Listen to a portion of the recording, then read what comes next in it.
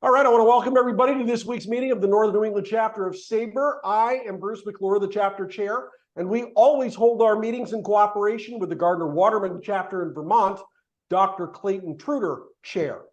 Now, this week we have a very, very interesting guest. Let's step back in time for a minute. It's 1984.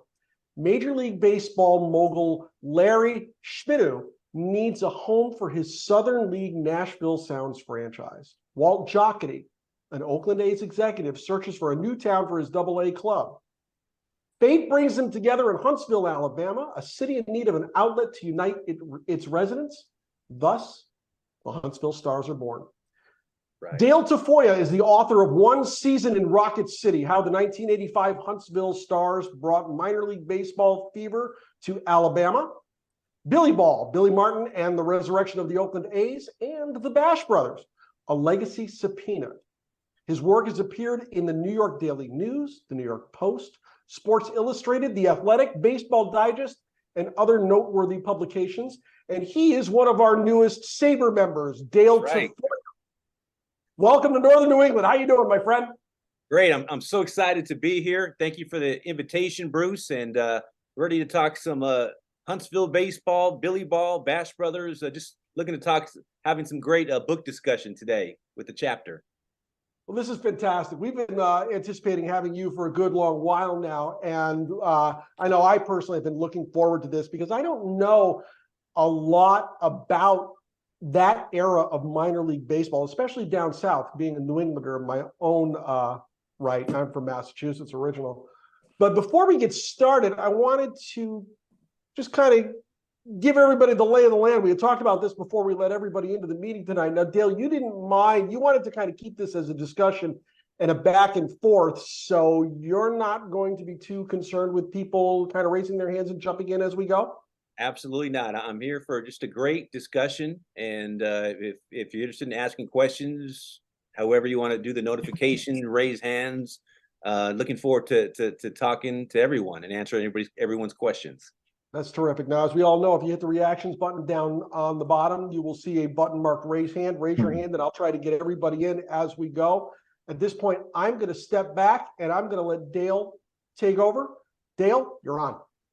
Yeah, well, this is my new book. It came out in 2023 called One Season in Rocket City, how the 1985 Huntsville Stars brought minor league baseball to Alabama. It was published by the University of Nebraska Press, a really great publisher for baseball books. They really have a great taste in baseball books. And I wrote the book, the foreword by Sandy Alderson. So it was very kind to him to write the foreword for the book. So it came out in April. And writing this book was really serendipitous because I first was inspired by this story when I wrote my first book, Bash Brothers. And of course, Bash Brothers are in the late 1980s were sluggers Jose Canseco and Mark McGwire. They were the centerpiece of the A's dynasty. They're the A's championship run in the late 80s. And in 1985, when I was covering Canseco's rise, he stopped in Huntsville and had this monstrous season in the Southern League. In like 58 games, he had 25 homers. He was hitting balls that dented light towers. But at the same time as I was studying his rise and his performance there, I was interviewing players and baseball executives in Huntsville, bat boys that were there that year, and former players and writers that were covering that 1985 season that he passed through. And what really stuck out was just the breath of fresh air this minor league team, the Huntsville Stars, brought to Huntsville. Because in 1985, that was their first year in Huntsville. It was their inaugural season. And the Huntsville Stars, they were there until 2014. And now there's the Rocket City Trash Pandas. And they're there, and they're really drawing a lot of fans there. So that was how the Huntsville Stars book, the story, inspired me. And that's kind of how I wrote it. And I wrote a book proposal to the University of Nebraska Press, and they acquired it, and here we are. And the book really, a theme of the book also is the community and what a minor league team, what a sports team can mean to the community. And back then in 1985, Huntsville, which was known for space and rocketry, Rocket City, they were starving for recreation and entertainment. And this minor league team came and just brought life to the city. And these minor league players, they owned the town. They were the Beatles of Huntsville. They were media darlings. So I was just very excited to cover this story of what a minor league team can bring to a city. And also, this was during a time where there was a minor league revolution going on around America too, because after the 1981 baseball strike halted, and it was the midseason strike, a lot of fans became bitter toward baseball and Major League Baseball, and they followed minor league baseball. In 1983, there was something called the Louisville phenomenon, where the Louisville Redbirds drew over 1 million fans. They were the AAA farm club of the St. Louis Cardinals, and this minor league club totally transformed the city in all areas. So it's really a story about what a minor league team can bring to a city, what a sports franchise can bring to the city. So that's kind of a gist of the book and what inspired me. You know, it's funny you talk about the club bringing the city together. I worked in minor league baseball for an awfully long time. I worked for the old New Britain Rockcats in the Eastern League, who are now the Hartford Yard Goats. And we had a little stadium on the New Britain, Bristol, Connecticut line. Part of our parking lot was in Bristol. And for years, once I hit April, I spent just about every night of many weeks with my baseball family. And all of these interesting and fun and weird and neat people that came to the ballpark every night and root for the home team, whether they stunk or not. And we had fun, and I've got stories. I've got stories about a couple of old Oakland A's. We're recording. I don't think I can tell them. And it used to be that way. Minor league baseball brought towns and people together. And we're seeing with this, and I forget the name of it. I'm a man of a certain age, so the memory's not as good as it used to be. That big corporation that's buying up franchises. And it seems to me like minor league baseball is beginning that process of disconnection from their communities. And I was wondering if you could comment at all about the juxtaposition between how Huntsville brought that town together and today's version of the game. Now it's the Rocket City Trash Pandas. They don't even talk about the town and the team name.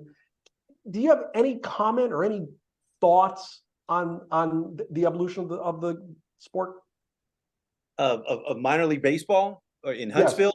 Yes. Yeah, well, I think that they have the Rocket City Trash Pandas there. They arrived in 2020. They have. I was there last month for a Huntsville Stars reunion, and they really did a great job at honoring the Huntsville Stars who were there before.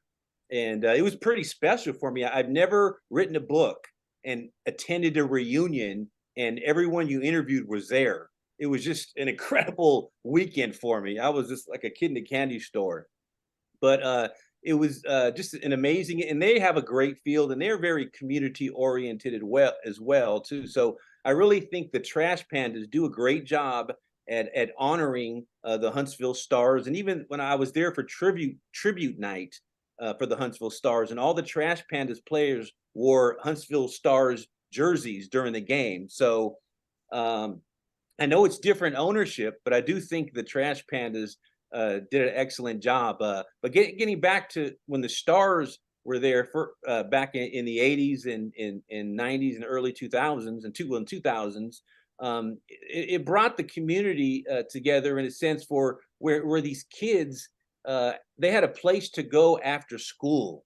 Like again, they were, this was the area that was starving for recreation. The area was ripe for minor league baseball, and the Stars fit the bill, and the community just loved this team. The Stars may have not been a major league team, but they were a major league team to the Stars. I mean, to the city. And I think the city even had a tough time adjusting to promotions when players, they wanted to keep the party going, so to speak. So when a player like Jose Canseco, who was there 58 games, when he was promoted to AAA Tacoma in July, it devastated the city. That was their favorite player, and it really shook them up because they wanted to keep the party going. So they had to adjust to the fluid nature of minor league baseball. Another player, Rocky Coyle, he's a legend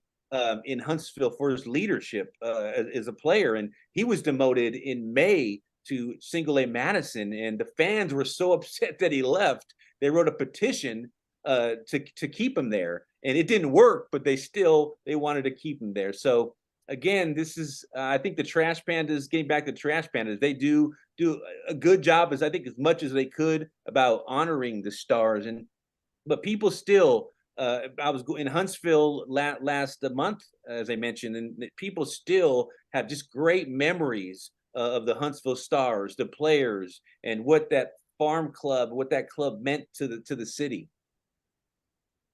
All right, so we got our first question of the night. It just so happens to come from my darling bride. Molly, you're up. Molly. Hi, Dale. Thanks for coming tonight. So Bruce alerted to him working as a New Britain Rock Cat and him being very, very involved and very active, and how they changed over to be the Hartford Yard Goats. And one of the big things for the region in Hartford was that it was going to bring more economic stimulus and bring people to the city and help the city recover economically. Did you see any of that when the minor baseball, when they came to, did you see any of that economic development when the baseball team came to town?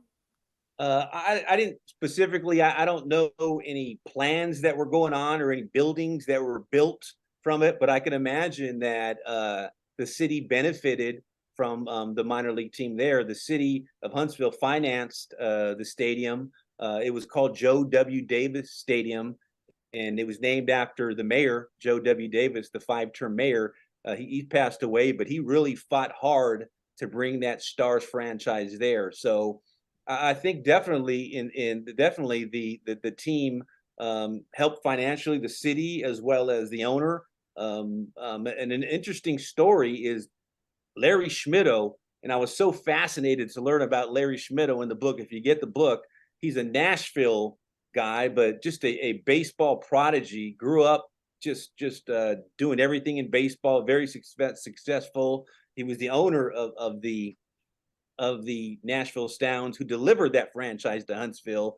He wouldn't bring this AA franchise to Huntsville unless beer was sold in that stadium, and the city council immediately rejected it at first because there was a lot of churches in the area that were opposed to selling alcohol, period, let alone in baseball stadiums.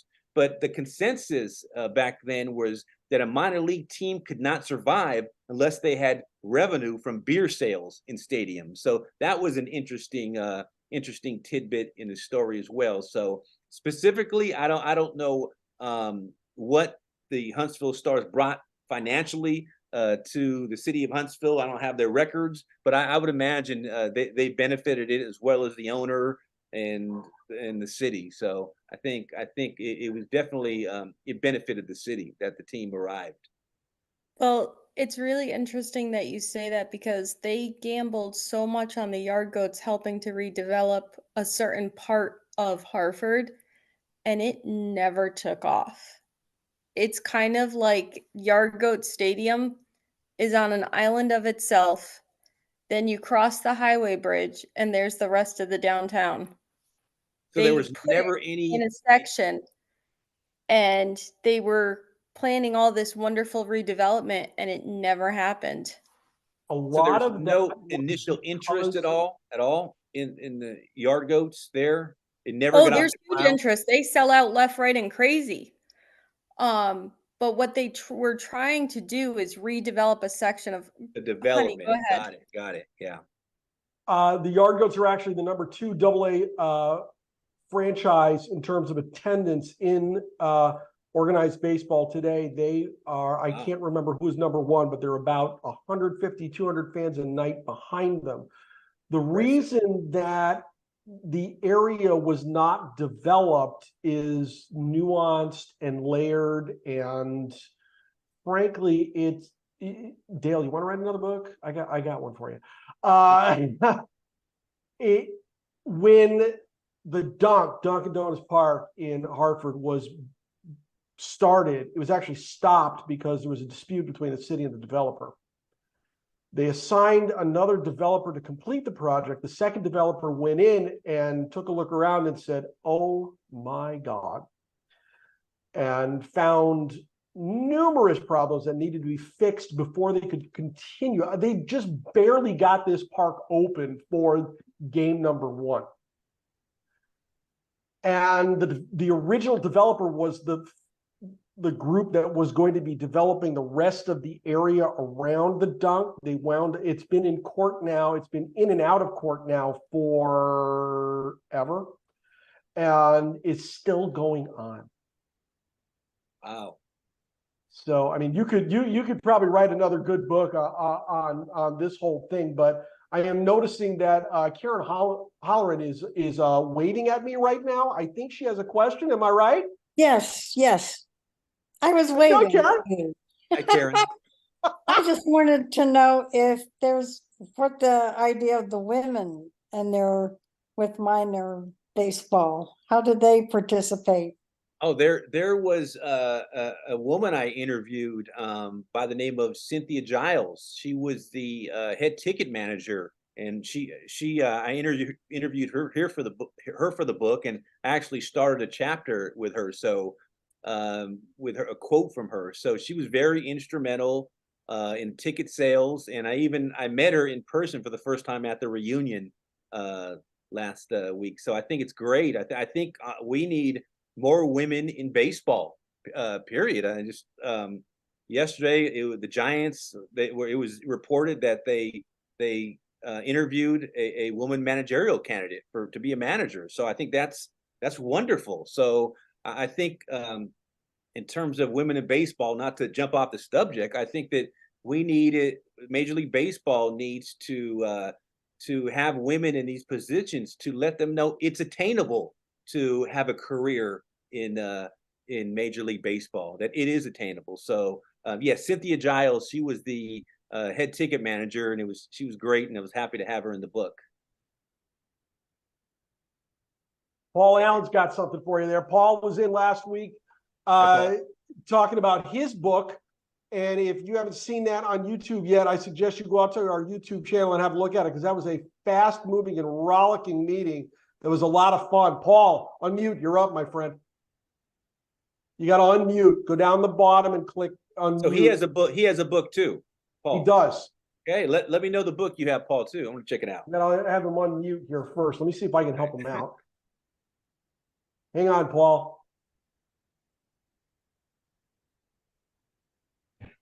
Oh, I'm unmuted now. Got it. There he is. Okay. How you doing, Paul? I'm doing great. Thank you very much. I watched the YouTube thing of myself, and boy, did I ever giggle, because I said that one of the players in the intercounty made a mistake by betting on some teams. And I said, I equated that to Julia Roberts saying mistake, huge mistake. Yeah. But when I listened to the YouTube, I said, you remember Julia Roberts walking down the street with this big hat on and the polka dot dress, and Pretty Woman was playing, and she was carrying 2 bags of groceries. That's what I said on YouTube. It was supposed to be 2 bags of clothes. And the other mistake I made was Pat Siri. I said he played for the Chicago Cubs. He didn't. He played for the Indians and the Chicago White Sox. But anyways, my question to it happens, Paul. It happens. yeah, I know, I've yeah, done it. and only somebody really careful if they take you up on it. But the question I wanted to ask you, Dale, is what type of attendance did this Stars baseball team have in Huntsville over the years? Well, I think the first year they drew over 300,000 their inaugural season, and they led the Southern League in attendance, which is very impressive. They had their first game opening night at Joe W. Davis Stadium. It was April 19th, 1985. They crammed the place with over 10,000 fans. So Wow. they drew over 300,000 fans the inaugural season. But like anything, sometimes the novelty wears off. So I think there were rough times toward the end, and that's how eventually they moved in 2014. Yeah, how did the beer sales situation get resolved? Yeah, you Did know they- what? It was a hit, and the interesting compromise, because the city council and Larry Schmittou, the owner, they made a compromise, and the compromise, they would have a non-drinkers section designated for the non-drinkers for the stadium. So it turns out the non-drinkers section, there wasn't a lot of interest in it. It sounds like people wanted to go hang out with friends and have a beer there. Sure, So I think sure. Larry Schmittou was onto something. But back then, and as I wrote the book, I interviewed Mayor Tommy Battle, the great mayor in Huntsville, and he told me kind of the culture of what alcohol was in Huntsville back then. And if you wanted to buy, say, a bottle of wine in a store back then, you'd have to go behind a curtain and discreetly buy it. Yet you'd have to keep it privately in a bag and buy it until you leave. So you had to purchase alcohol very discreetly back then, and that's why the city council initially shot it down. Okay, thank you. Good No Lord, problem. I live in New Hampshire and you can't throw a pebble without seeing a wine display, for crying out loud. Yeah. I find that I find the discussion of beer at the ballpark down there just fascinating. I find it almost quaint because it's a throwback to the early 1900s, for crying out loud. Roger Kaufman just put this in the chat, talking about the Cincinnati Reds who dropped out of the National League because beer was promoted or was prohibited, I'm sorry, in the NL. Interesting. And a tale as old as time between temperance and let's have another beer. And this was argued right out in public, so to speak, in order to bring the team to town, right? Yeah, absolutely. It was wow. it was in discussion in the city council chambers until they reached that compromise, because Larry Schmittou said, if you don't let me sell beer in this stadium, I'm not bringing the club. That was his line. And finally, that's where a compromise was reached. And they made this agreement in late August of 1984. And a few weeks before, beer sales became even more controversial, because if you go on YouTube, you're going to see this big, huge brawl between the Padres and Braves at Atlanta Fulton County Stadium. And you'll see fans throw beer on players, and there was a lot of alcohol involved. So the optics of selling alcohol in stadiums wasn't at its best during that time. So, and that's where a compromise is reached, and it sounds like everything worked out. And again, there wasn't a lot of interest in that alcohol free section. 10-cent beer night. When was that? Middle 70s? That was I think it was a Sunday night in '84 in the Padres Braves game, but that was interesting. What's your favorite story about the Huntsville Stars? I think the favorite story that I think the beer sales is pretty fascinating. I think a funny story because the Stars players, they had so much camaraderie with each other. They always ribbed each other, joked on each other, and the groundskeeper was a guy by the name of Charles Crute. And so when new players would come to Huntsville, they would always be baptized by going to this shed in right field, beyond the right field fence. And Charles Crute had some type of creature, some type of muskrat in a cage in this dark shed behind the right field fence.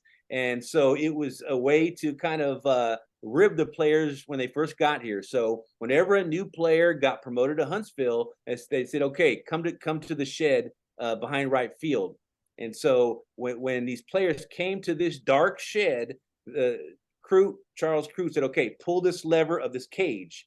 And you would see this cage, and there was a tail that stuck out of it, but no one knew what was in this cage. It was a muskrat or some type of creature that was there. So when this new naive player came in there and just pulled a lever on this cage, some creature just popped out and just scared everyone, frightened the players.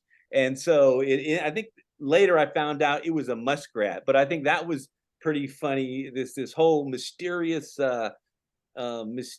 creature, but also just the hours on the road these minor league players travel. They're traveling. If a game ends at 10 o'clock, they're hopping on a bus at midnight and on a bus for 10 hours in this humid air there. I've been to Huntsville many times since writing the book and before it. And as you get off that airport, it's humid, it's muggy, and it really hits you when I get there. So I keep thinking to myself, man, if I was a player playing there, it would be a big adjustment. It would be very tiring because of the weather. But the stories of the players just having fun on the buses, and stories in the minor league where the bus drivers, sometimes they're almost falling asleep because they're driving all these hours, and the manager has to tap them on the shoulder with a fungo bat to keep them up, to make sure they're driving straight on the road. So it's those fun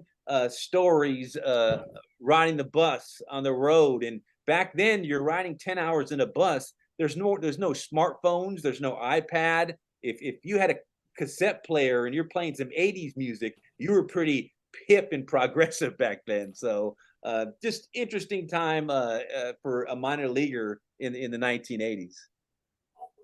I'm imagining Jose Canseco jumping backwards when the emotional support honey badger comes flying out of it. Yeah, I don't have a story on when out his response, but yeah, a lot of players were just absolutely frightened with this creature that just popped out of this cage in that shed, that dark shed behind the right field fence. Hi, Paul. Paul Allen wants to. Yeah, look at what I saw on a drive in Southwestern Ontario, heading for another book talk. Can you see that? That is a bus. Or bus. That's a 1948 bus.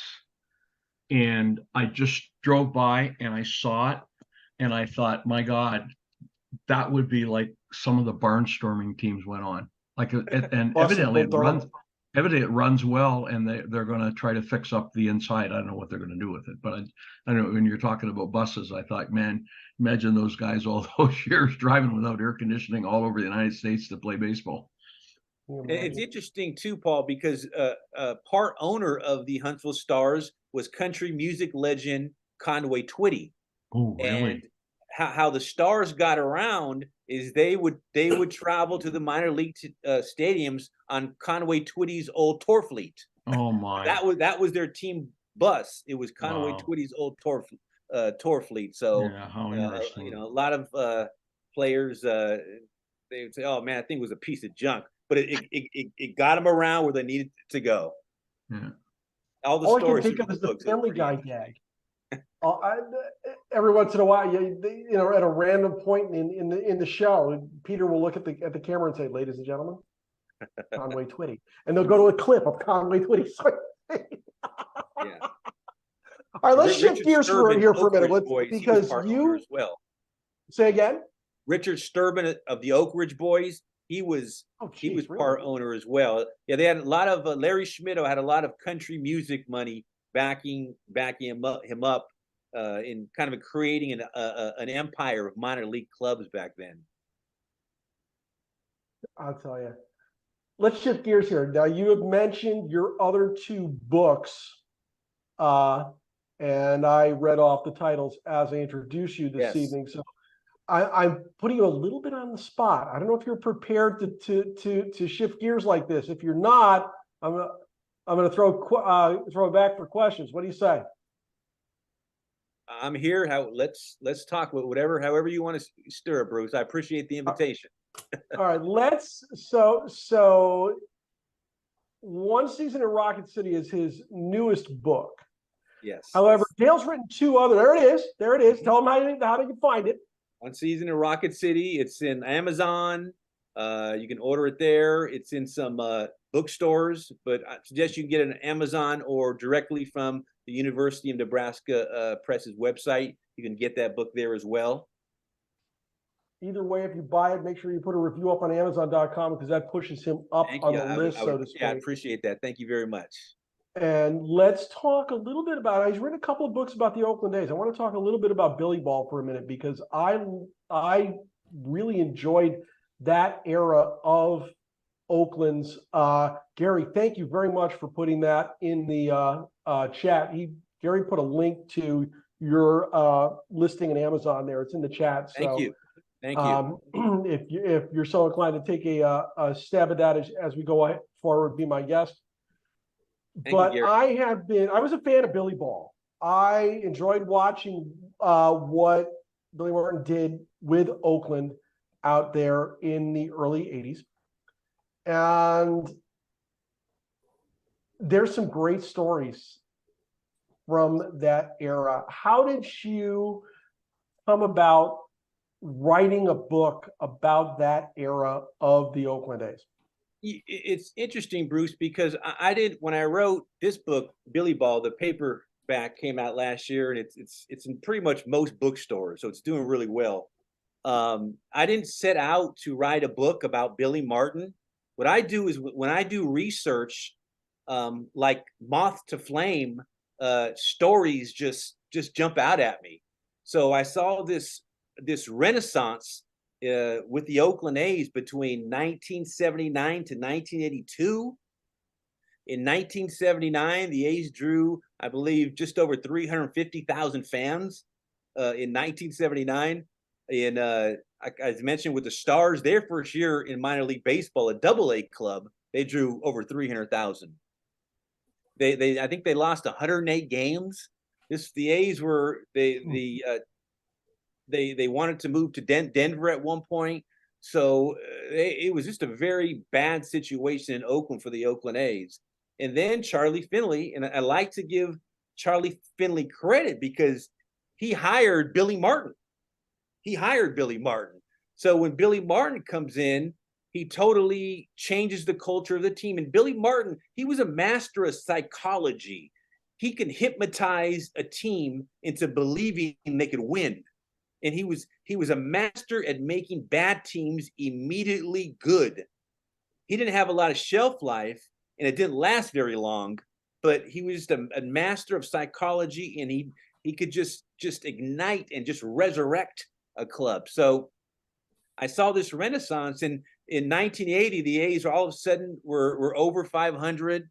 They draw more fans, and by 1981.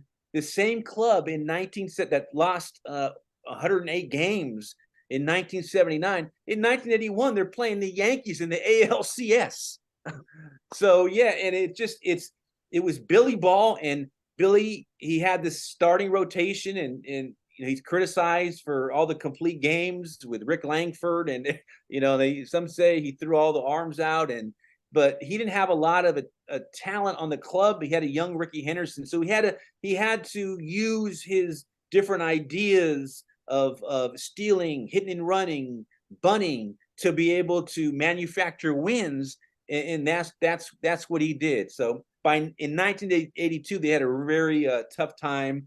and he went on to manage the Yankees in 1983. So just a great story of what leadership can do and what Billy Martin did during that time. They never went to the World Series, but to go from 1979 to just being in last place and drawing just over 300,000 fans to facing the Yankees in the ALCS, that's pretty miraculous. And he was able to pull that off, along with, of course, the young players. And again, Billy Martin, he had this ability to like them or not like them. He had this ability to just hypnotize these players to think that they can win, and they did.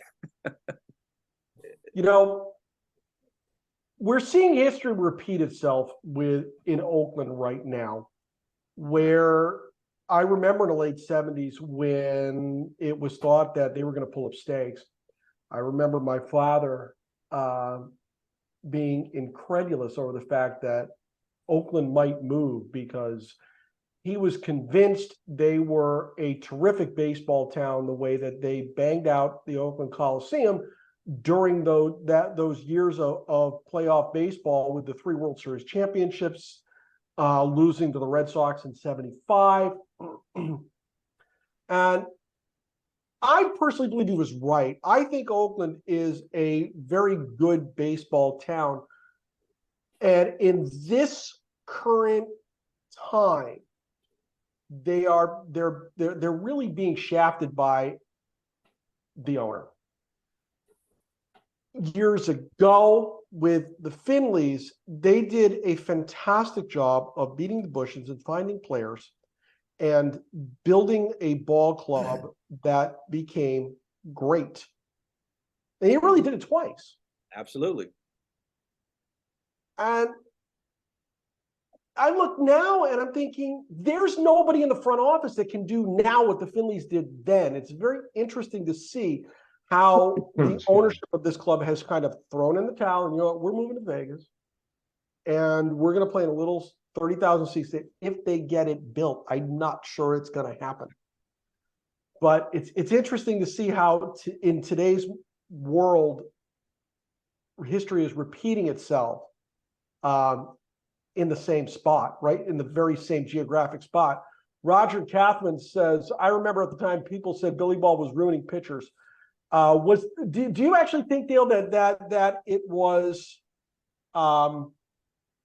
Billy Martin who ruined players' arms? Well, I think that he, talking to these pitchers, I interviewed most of the pitchers on the starting staff, and a lot of them said that they didn't want to give up the ball. These were minor leaguers. They didn't get a lot of shot in the late 70s to come up.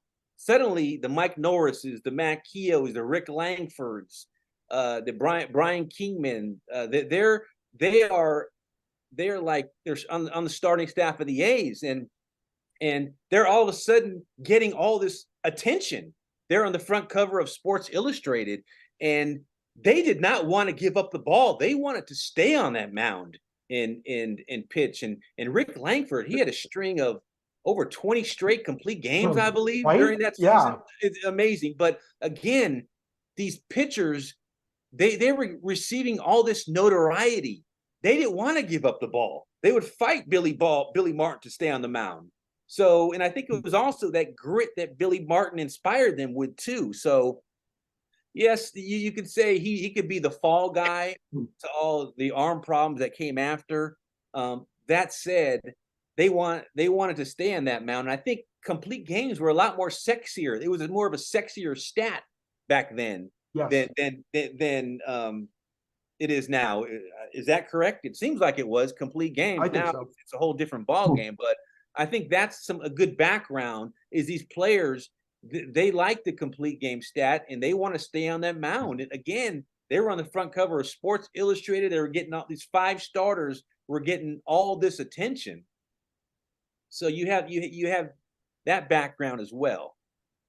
Now, if anybody has any questions or comments on either book that we've discussed so far, just jump in, raise your hand, be my guest. We are speaking with Dale Tafoya, who is the author of One Season in Rocket City and Billy Ball.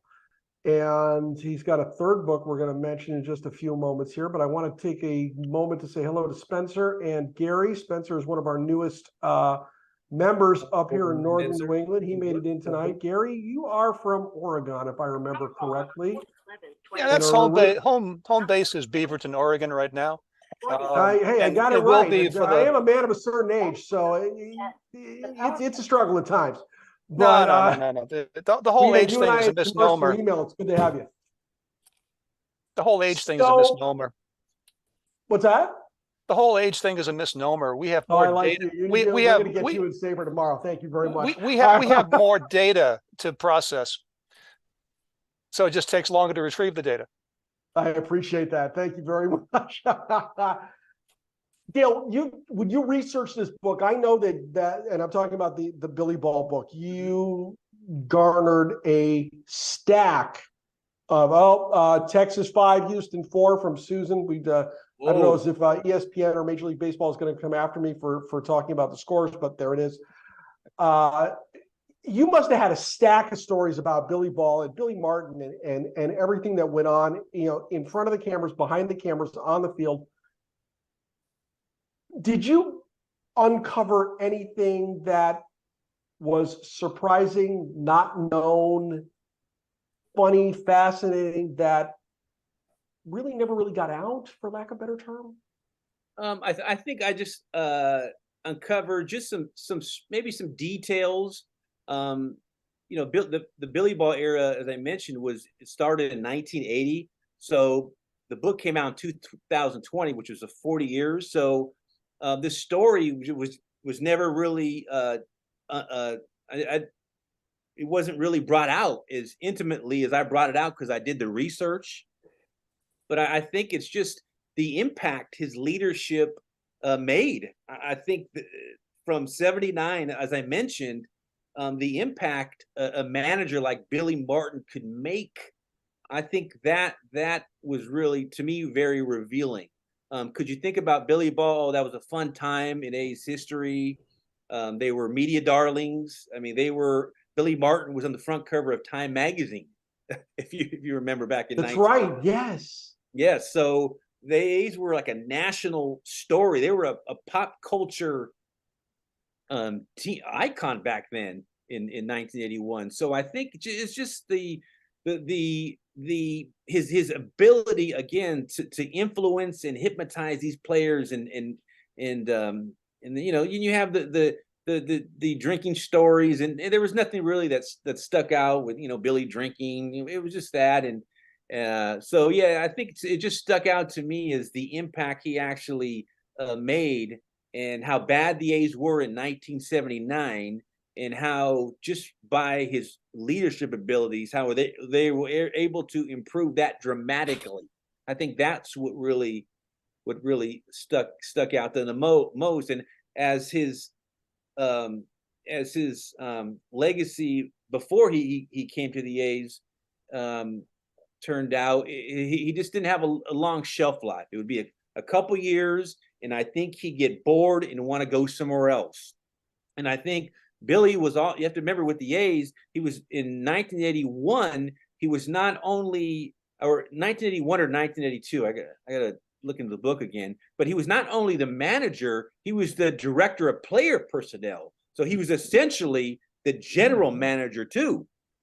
And there are critics say although Billy Martin always wanted to promote and be a GM or get in that realm, his real genius was just being a field manager, a dugout manager. And I think that was pretty revealing as well. And I think it's a lesson too, where some people may want to promote and do other things, but I think maybe your real genius is being a dugout manager, being a field manager, and to work with the players. That's what you do best. Gary has a question regarding your favorite memories of some of those iconic A's players from the 70s, Jackson and Henderson and Fingers and all of that. As you were researching these books, did you grow an affinity for any of those players, or does that not happen for someone who's trying to write and be impartial and tell a story? Well, I was born in 1971. So I was around the A's, and I don't remember any of, sadly, I don't remember any of the 72, 73, 74 A's championship runs. And so I know there are some great books written about it, but I just don't remember. I started becoming an A's fan around the Billy Ball time. Ricky Henderson was my favorite player. I followed him. I was there when he broke the stolen base record in Milwaukee. Not there. I was watching it on television when he broke the stolen base record in 1982 in Milwaukee. And the A's, they were losing again, but then then Jose Canseco started showing up. And then Mark McGwire, they were showing up. All of a sudden they had this late 80s run. So I wrote a book about Canseco and McGwire. So they were very a lot of young little leaguers like myself growing up in this area. We really revered the Bash brothers, Canseco and McGwire. They were just these great muscle-bound sluggers, and they would hit home runs to the moon. And then I followed the A's in the 2000s, and in the 2000s, my favorite player was Jason Giambi, just a great leader in that A's clubhouse, MVP, I believe, in 2000. So yeah, Giambi was one of my favorite players, not because only he was a hitting machine, he was a great leader in that clubhouse as well. So those were some players that stick out. Again, sadly, I just wasn't able to witness the early 70s run with the A's back then because I was in diapers. I was young.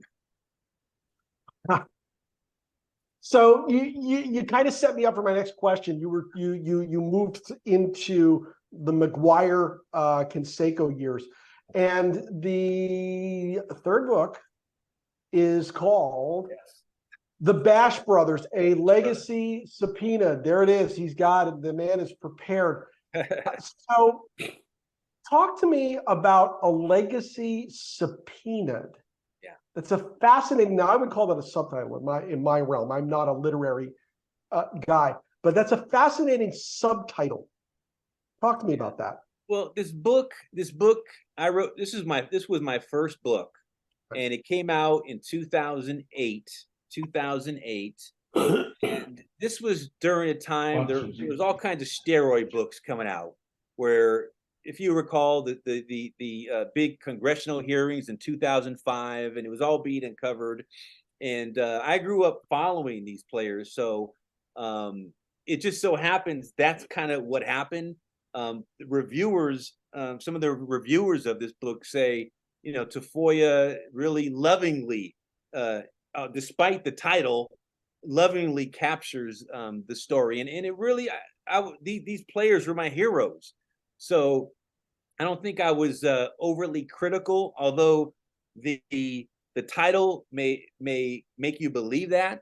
But this, again, when my first book came out in 2005, that was kind of there were just a lot of books that were coming out regarding the subject, because steroids in baseball, it was a big deal. In 2005, 2006, Caminiti came out. Then you had Canseco. He wrote his tell-all book in 2005 called Juice.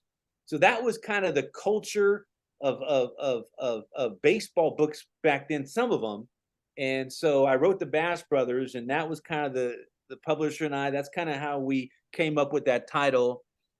Again, if you see some reviews, they would say, this guy really. The title's like that, but he really gives a loving account of these two players he grew up watching. So that's kind of a backstory of time during that time. There was just a lot of books, steroid books coming out, and so this book came out, and I was just happy to capture their legacy. I interviewed Canseco for the Huntsville book. I've never able to interview McGwire, so if I ever meet them both one day, I am going to tell them that. And it was my first book, so I'm right now, my books, I want to just capture great baseball stories. So, but that's kind of the background on my Bash Brothers book. All right, so now I'm real interested in a comment you just made. What was it like interviewing Jose Canseco? Yeah, because I've heard a lot of stories about him over the years. Go. It was like interviewing someone else. It was nothing really stuck out. He's very proud of his accomplishments. I think that he was Huntsville when he played in Huntsville in 1985. Huntsville really made him a superstar. That was his first big year in baseball in 1985, and he really posted some legendary numbers. So, I mean, freakish, absolutely freakish numbers in Huntsville in 58 games there. So, nothing really sticks out except he's very proud of his accomplishments. And actually, he gave me some great stories. And I know a lot about A's history and the culture in the minor leagues back then in the A's organization. And he knew that as well. And we really communicated on some intimate stuff regarding the A's minor league system back then. So I think it was a good interview. I have to say that I believe that Gus the Sabercat has perked up when we started talking about the Bash brothers, the Oakland A's and such. I mean, he was standing at attention there in Molly's box, and he was biting her a little bit there. So I think he's got an opinion on Jose Canseco. I don't know. Love to hear it. Gus is a running gag that we have every week. Gary dropped another question in the chat about Moneyball. Now, his question wants to explore whether Moneyball, in your opinion, represented or misrepresented the players in Oakland at the time. I don't know if you have any knowledge on that. I think, I mean, I saw the movie, and it's a great movie. I think sometimes when you put a movie together, sometimes things are not accurate. I believe the one criticism I hear about Moneyball is that what really fueled the A's that season was the starting pitchers of Hudson, Mulder, and Zito. Those were the players that really, and I think they weren't mentioned that much in the book. But hey, I mean, Michael Lewis, man, he's one of the greatest writers ever. I mean, I'm I'm in awe of that guy. He's so talented. So, and also Billy Beane. I know Billy Beane, and he's been very kind to me and supportive over the years. So, I think it's as an author and respecting the art of a writer. I love the story, and it is a fascinating story about how a small market team could be competitive. And I think there was a lot of genius in Billy Beane acquiring the Mulder, Hudson, and Zito that ultimately made that team so successful. So what's up next for Dale Tafoya? Have you got anything right now, Bruce? I wrote this Huntsville book and Billy Ball back to back, and I'm taking a little break now because once I may, again, moth to flame. If something inspires me and keeps me up at night, that's usually okay. I'm supposed to write this book. But yeah, I'm taking a little break because when I write these books, I pretty much have to shut my life down.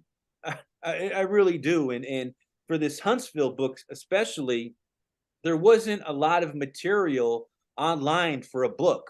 Even when you go to the newspaper portals, online websites to see old newspaper articles, there wasn't even a lot of articles on newspaper.com or some of the archives. So I had to travel to Huntsville, to the Huntsville County Library to look up the microfilms. And that's where I was able to get a lot of background. You get the tone of what was going on back then during that time, more intimate stats. So I was able to have to do that to get the microfilms, to look them up in Huntsville. And when I traveled there in 2020, the library clerks were like, man, what are you here for? You've been here a week looking at our microfilms. And so, and it's funny, I did a book discussion after the book came out there. But I think when I write a book, I have to shut my life down. So right now I'm able to get up, work out, have some coffee at Pete's out here and just relax a little bit. But I'm always going to be ready for that story to inspire me. So when it happens, I'll know it's time to get back to work. You know, as a author, I make a really, really good interior decorator. And by that, I'm saying I'm not an author. I'm an interior decorator. My wife is shaking her head. No, Molly, you know I'm an interior decorator. Knock it Our, I meant you're not an author, darling. our cat is defending me because he walked away right now. But Gary's got a great question here that I wanted to get out. Is promoting a recently published book as challenging as writing it? Do you enjoy these promotional tours? Now, that's a loaded question because he's going to say, yeah, this is great. And he's going to get off camera and say, oh, my God, that guy in New Hampshire. But what is promoting it as much of a challenge as writing it? It can be, specifically for me, just being transparent. Sometimes I find it hard to promote myself, and that's just my character, and I struggle with that. But as an author, you have a responsibility with the publisher to promote the book. It comes with a book deal. But I think I'm a humble guy, so sometimes it's hard to say, "Hey, look at me, look at me." That's just my nature, so I do struggle with that. But you do again have to you owe it to your publisher because they're spending a lot of money to print this book and getting into all the online stores and bookstores. So you have to, especially when you write a book proposal. A book proposal is basically your business plan for your book, and in the book proposal, you're going to articulate what are you going to do as an author to promote the book. It's definitely your responsibility to promote the book. So it's fun. I enjoy doing these interviews and promoting the book when I can, but that's just kind of an internal struggle I do have promoting myself. But you just have to do it. Again, it's a responsibility because a publisher was kind enough to acquire the book. In my eyes, that's kind of how I feel it. Now, Dale, if you don't mind, I want to pose the same question to Paul Allen, who was our Great. guest I'd last like to hear week, that as well. who discussed his book. Paul, what's your feeling on this? Is it as challenging to promote the book as it is to write it? Absolutely. I wish I had a publisher. I found if I wasn't John Grissom or the Canadian Atwood, or David Baldacci or a big name, the publishing people aren't interested, regardless of how good the story is. Everybody that writes a book feels that they've done a good job. I mean, when Dale says he spent hours researching, anybody that's written a book that is, well, even nonfiction, I mean fiction, there's a lot of details. You want to tell the truth. You want to make the story be readable. You want it to be interesting. You want it to be factual. You want it to be consistent, so there's a lot of things and a lot of time. So putting it together and planning a timeline and writing takes a lot of time. And we also go through what they call writer's block. You get to a certain stage and you go, wow, where does this go next?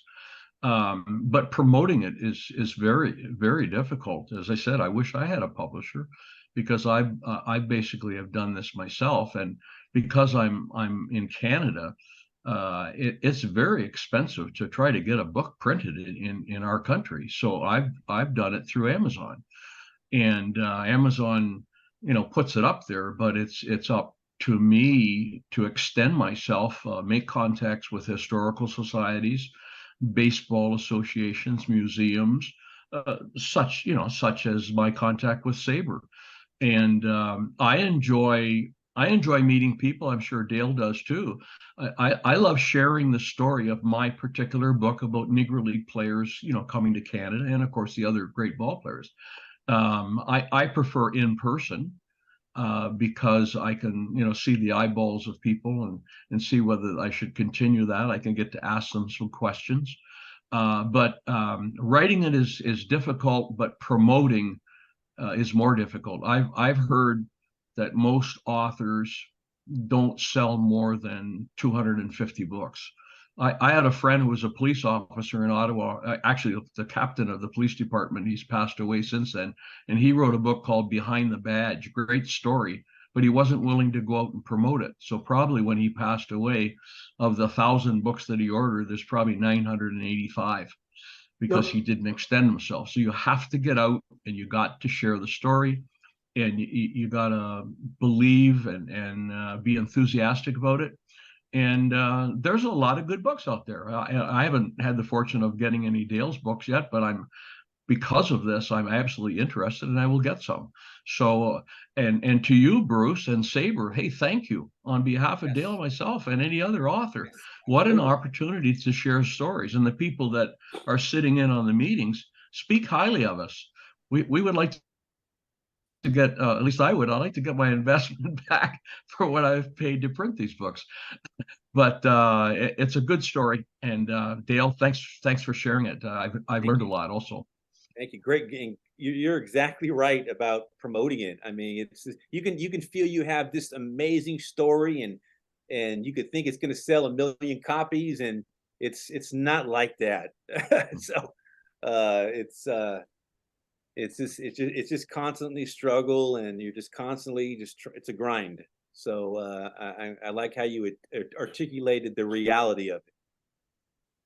All right, Dale, show them off. Show those book covers off. Let's see those books. Okay. Tell the folks where you can find them. One Season in Rocket City. It's you can get on Amazon, Barnes and Nobles. It's in bookstores in a few regions in the United States. University of Nebraska Press, just rock stars, great publishers, they did so much great promoting for the book as well. University of Nebraska Press, Rob Taylor, just in the marketing crew, great. Billy Ball, the paperback came out. The book originally came out in 2020. I had a lot of book signings scheduled, but the pandemic came, and it turned into a lot of online discussions or virtual discussions. So this one's out, and then the Bass Brothers book is out 2008. I gave you some background on this book as well. So yeah, so just that's kind of my trilogy of A's books, really, because the Huntsville book is the AA affiliate of the Oakland A's, so it's also A's related as well. And again, Bruce, thanks so much for this opportunity. It was an honor to be a part of this chapter today. This is a lot of fun. I kind of put you on the spot and expanded it from just speaking about the current one to all 3 books, but no worries. It's really been a lot of fun to hear about all 3 of them in that rapid fire sort of way to give everyone a flavor of all of your work. Thank you. As opposed to just the latest stuff. So Dale, we really appreciate you having the time to come out today. It's great to have you in here. So Dale, thank you very much for doing this for us. I had a blast, and thank you to everyone. Great questions.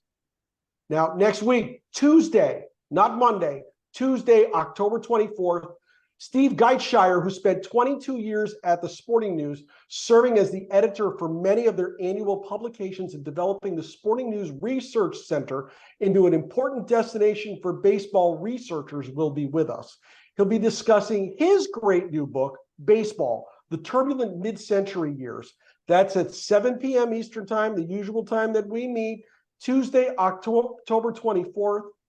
Join us next week, won't you? Dale Tafoya, thank you very much for coming out. Paul, great comments tonight. Appreciate you dropping by. Everybody, thanks for joining us this evening, and we're going to see you next week. Have a good night, everybody.